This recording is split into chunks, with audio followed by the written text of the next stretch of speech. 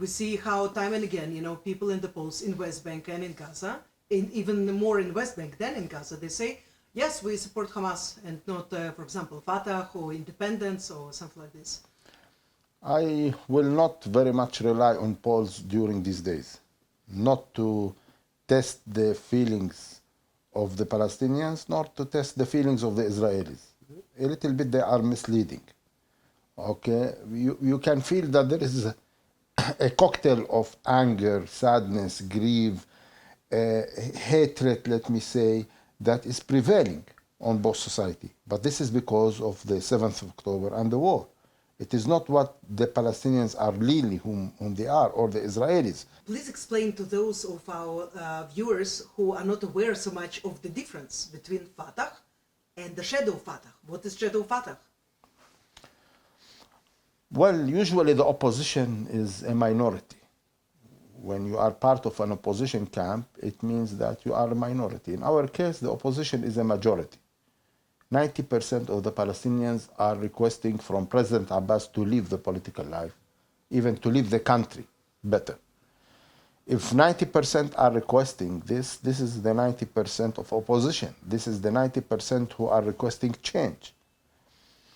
President Abbas has failed for the last 19 years to bring any positive development in the life of the Palestinians.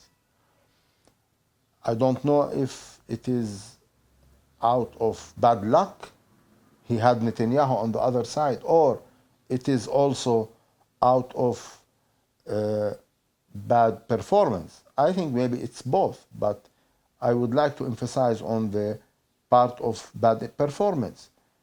President Abbas has been dealing with 6 different American presidents, 9 different Israeli prime ministers, and he couldn't succeed with any of them to achieve something. It means his strategy is broken.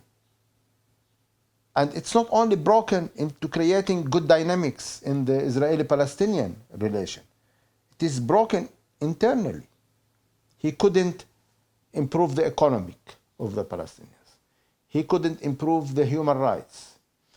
We have issues of freedom of speech. Seriously, one Palestinian in 2021 was killed, Nizar Banat, because he dared to criticize Abbas, and he was killed while he was arrested by the Palestinian security in the way to the interrogation system. He was hit by iron bars on his head and was killed. So we have serious issues. Palestinians are fed up from the corruption that Abbas brought upon them in the West Bank, and they are fed up from the destruction that Hamas brought upon them in Gaza. Palestinians would like to see a leadership that brings construction.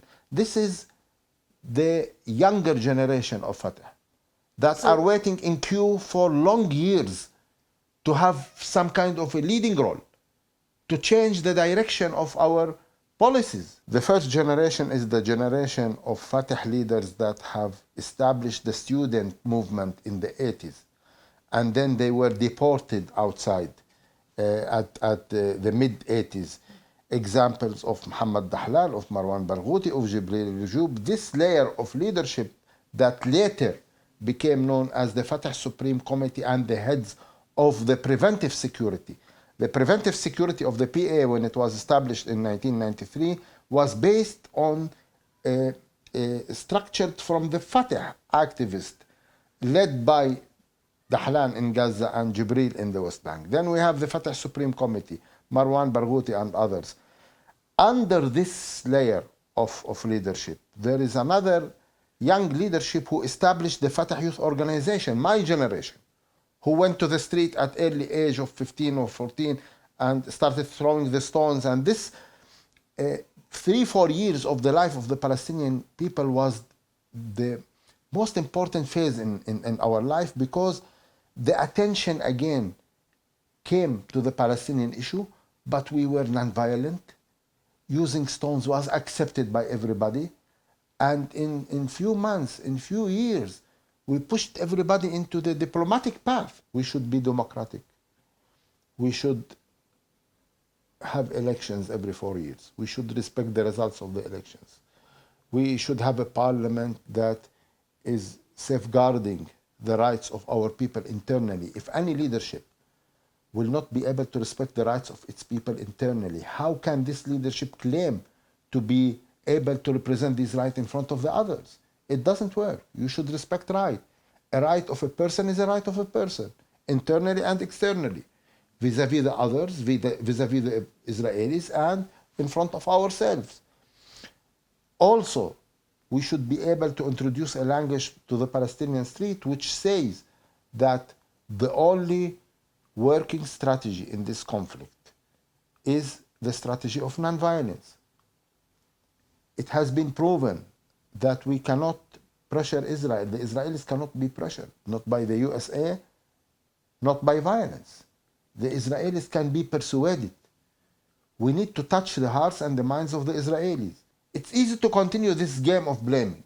Will this bring us anywhere? No. It's better to claim responsibility, to show the world that we are adults. We claim responsibility and we say we have done mistakes also. And if we want to fix things, if we want to put the Israeli-Palestinian conflict back into the diplomatic track, we should do some homework. We should do the first steps. We should initiate a process to bring back the Israelis, to open their doors and start listening to us, and we need to gain their trust. It sounds very good, but does an average person in Ramallah, in Jenin, I'm not even talking right now about Gaza, will subscribe to this? Well, today no, because there is not an official language that is addressing the public opinion in Palestine, showing them what could be done and how this can be done. But once there will be an official language from leadership that addresses the people and convince them that we have a path that can change their life, at the same level of lack of security that is prevailing inside the Israeli society, there is a lack of hope. There is a disappointment on the Palestinian side. The Palestinians today, they wake up every morning and they are confident that today is going to be worse than yesterday. If Palestinians start waking up each morning and believing that today is going to be better than yesterday, this sense of hope will allow people to be more endorsing these ideas and these strategies. And I'm confident that the majority of Palestinians will sign to this strategy, and I am confident that the majority of Israelis will respond positively.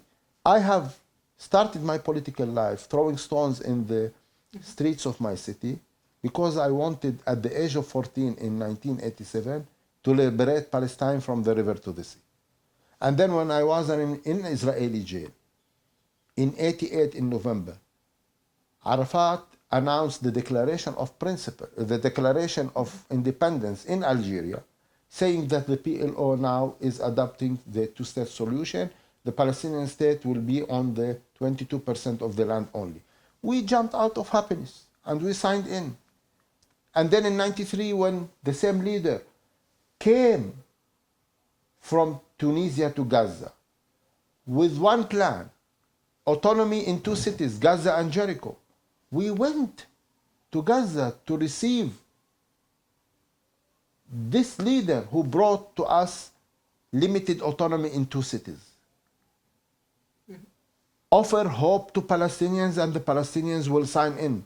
The era of the fatherhood style leader, exclusive leader like Arafat or Mahmoud Abbas has ended. After Mahmoud Abbas, there will be no another symbol leader. Even Marwan cannot do the job alone.